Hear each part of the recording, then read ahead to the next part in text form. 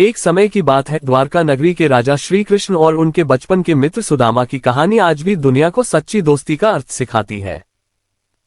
गोकुल में दो छोटे से बालक कृष्ण और सुदामा एक ही गुरुकुल में शिक्षा प्राप्त करते थे।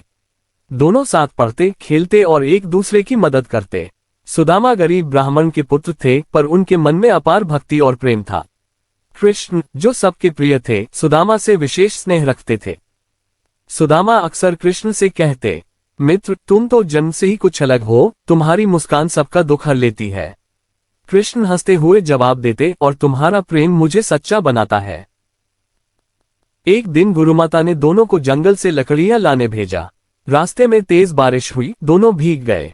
सुदामा ने अपने कपड़ों से कृष्ण को ढक लिया ताकि उन्हें ठंड न लगे।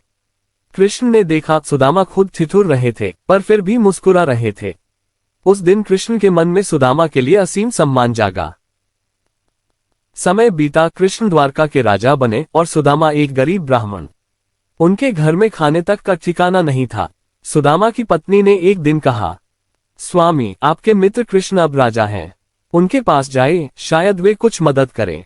सुदामा झिझकते हुए बोले, मित्रता में स्वार्थ नहीं होता, पर मैं उनसे मिलने जरूर जाऊंगा।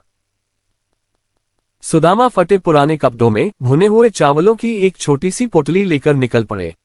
सारा रास्ता वे सोचते रहे, क्या राजा कृष्ण मुझे पहचानेंगे। जब वे द्वारका पहुंचे तो दरवाजे पर पहरेदारों ने उन्हें रोक दिया। पर जब कृष्ण को पता चला कि सुदामा आए हैं, वो नंगे पांव दौड़ते हुए द्वार तक पहुंचे।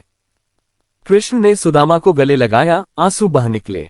कृष्ण ने कहा, मित्र, इतने वर्षों बाद मिले हो, तुम्हारे आने से मेरा महल धन्य हो गया।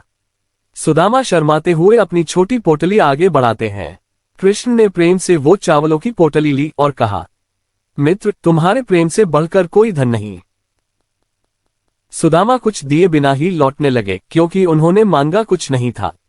पर जब अपने गांव पहुंचे, उनका झोपड़ा अब सुनहरे महल में बदल चुका था। पत्नी सुंदर वस्त्रों में थी, घर में भोजन और संपत्ति थी। सुदामा मुस्कुराए और बोले, कृष्ण, तुमने फिर साबित कर दिया कि सच्ची दोस्ती दिल से होती है, शब्दों से नहीं। कृष्ण और सुदामा की दोस्ती हमें सिखाती है कि सच्चा मित्र वही होता है जो सुख दुख में साथ रहे और बिना कहे आपके मन की बात समझ जाए।